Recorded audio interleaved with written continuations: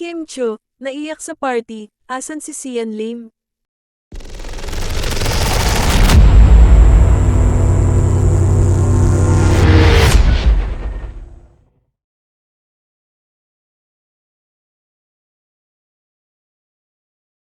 Naging emosyonal si Kim Chiu sa inorganisa niyang annual Christmas party sa kanyang Quezon City home noong Linggo, December 17, 2023.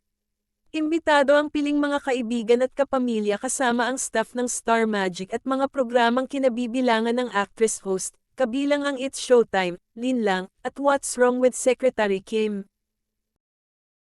Bukod sa kainan ay may paraffle din si Kim sa mga dumalong bisita. Base sa video, halatang mugto ang mga mata ni Kim na kaiiyak lang noon. Pero, nananatiling matatag ang aktres na nagpasalamat sa mga taong nagpapalakas ng kanyang loob. Sabi ng aktres, I wanna thank all of you for being here. Nanalo man kayo, natalo man kayo, but lahat yon at the end of the day, masaya tayong lahat. Yun ang mahalaga. Kapansin-pansin na wala rin si Sian sa party, gayong noong nakaraang taon ay dumalo ito. Halos 2 buwan ng usap-usapan na natuldukan na ang 12 taong relasyon ng couple. Pero sa kasalukuyan ay wala pang direktang kumpirmasyon mula sa mga ito.